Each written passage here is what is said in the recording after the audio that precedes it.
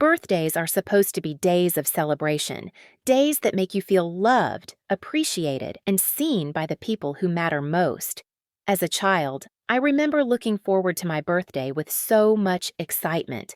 It was the one day where I felt truly special. My parents would organize parties, bring out a cake with candles, and gift me something thoughtful. It wasn't extravagant, but it always felt meaningful. Those birthdays were a reminder that no matter what else was going on in life, I mattered to them. Please subscribe to our channel and PLZ help us to reach 1,000 subscribers. PLZ, help me just one subscribe. But somewhere along the way, that changed. It started subtly. On my 21st birthday, I didn't expect a big celebration. After all, I was an adult now. But even a simple acknowledgement would have been enough. Instead, the day passed without so much as a happy birthday. At first, I thought it was just an oversight. Maybe they were busy. Maybe they thought I was celebrating with friends. I brushed it off, telling myself it wasn't a big deal. Then came the next year, and the year after that. Each time, the same thing happened: silence. No calls, no messages, no cake, no mention of the day at all. I tried to give them the benefit of the doubt, but after 5 years, it became impossible to ignore. They hadn't just forgotten my birthday once or twice. They had completely stopped acknowledging it. It was as though my birthday didn't exist, as though I didn't exist. I wanted to confront them, to ask why they never remembered anymore, but every time I thought about bringing it up, I felt a pang of guilt. What if I sounded petty? What if they thought I was being childish for caring about something so trivial? So instead of saying anything, I buried the hurt deep inside, pretending it didn't matter, pretending that the sting of being forgotten didn't linger.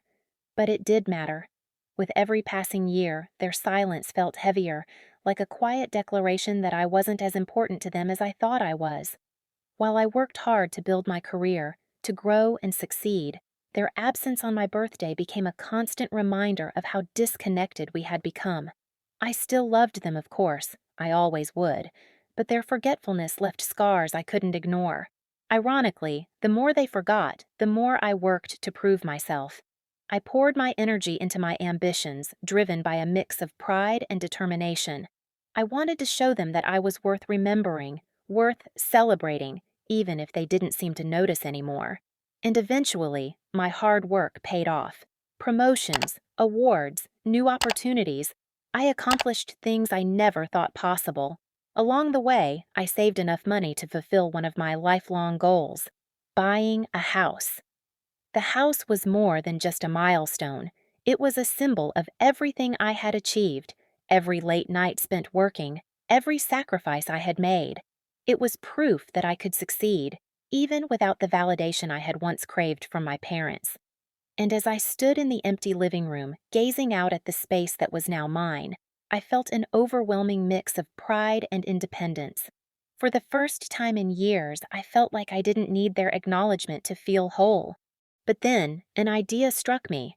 A way to give back, a way to show my gratitude, a way to reconnect with them despite everything.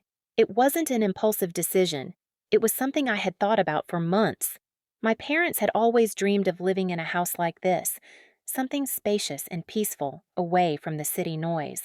I decided to surprise them by gifting it to them. It felt like the right thing to do. Despite their flaws, they were still my family, and I wanted them to have something that would bring them joy. As the idea formed in my mind, I felt an unexpected sense of empowerment. For years, my birthdays had slipped by unnoticed, with my parents offering nothing but indifference. Yet here I was, about to hand them the ultimate gift: a house. It wasn't just any house. It was a dream home, the kind they had always talked about but never thought they'd have.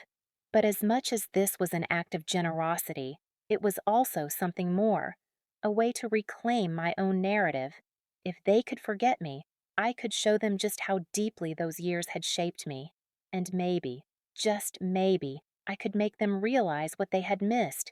I decided to keep everything about the house a secret, not telling them even as the final paperwork came through and the keys were placed in my hand. Every detail was carefully thought out: the location, the style, the size. I had chosen it specifically with them in mind. knowing how much they loved peaceful surroundings and plenty of space for gardening. It felt surreal to stand in the empty rooms, imagining their reaction when they realized what I had done. But even as excitement built within me, there was a lingering ache that refused to disappear, a reminder that their constant forgetfulness had left wounds that no gift could fully heal.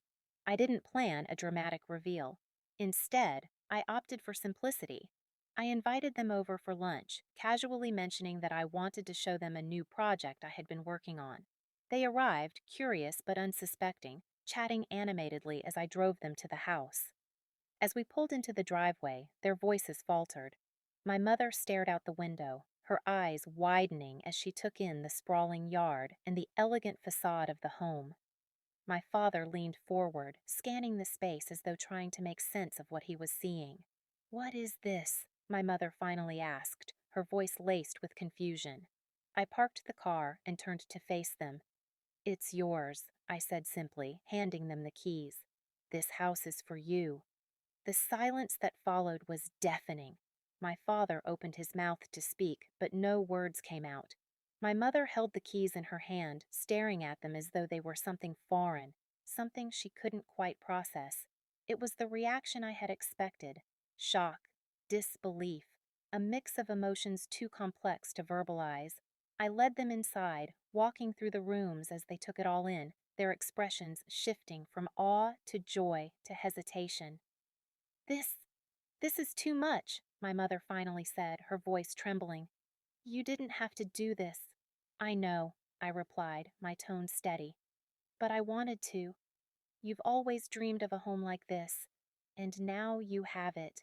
As they explored the house, their excitement began to build. My father talked about plans for the garden, while my mother imagined hosting family dinners in the spacious dining room. For a moment, I felt a flicker of pride, knowing I had given them something they would truly cherish.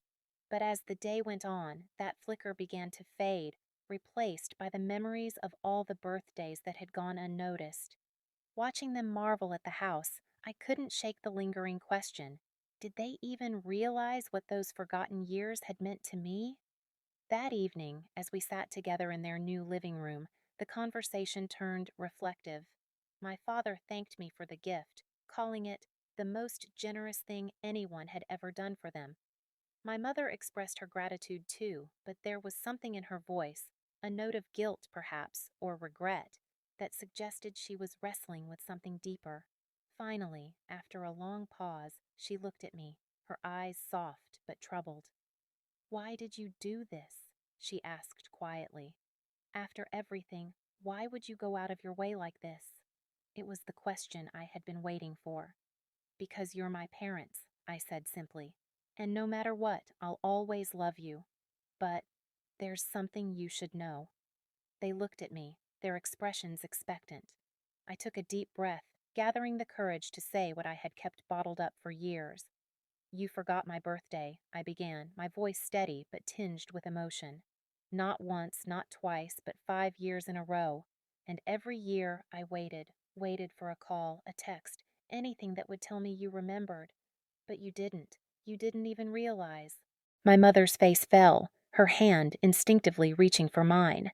My father's expression hardened, not in anger, but in shock, as though he was suddenly seeing the weight of his actions for the first time. He started, but I cut him off gently. "I'm not saying this to make you feel bad," I continued. "I'm saying it because I need you to understand. I worked hard for this house, not just to give you something special, but to prove to myself that I'm worth celebrating, even if the people I love most don't always see it." The silence stretched on, heavy and unbroken. My mother wiped away a tear, her grip on my hand tightening as she struggled to find the right words. My father looked down at the floor, his shoulders slumping slightly as the truth settled over him. They weren't bad people, not by any means, but their forgetfulness had left wounds they hadn't even realized they had inflicted. And now, sitting in the gift I had given them, they were finally beginning to see. "I'm sorry," my mother said at last, her voice cracking. "I didn't know. I didn't realize how much it hurt you." My father nodded, his voice low but earnest. "We were wrong. We should have been better. And we will be, starting now. I smiled, not out of forgiveness, but out of relief. Finally, they understood. Finally, they saw what those years had meant.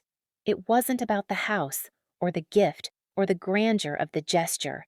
It was about showing them that even when they forgot me, I refused to forget myself. As I drove home that night, leaving them to settle into their new dream home, I felt a sense of closure I hadn't anticipated. They would never be able to take back those forgotten birthdays, but they could start making things right, and for the first time in years, I believed they would. The house wasn't just a gift. It was a message, a reminder, a quiet declaration of everything I had worked for and everything I deserved.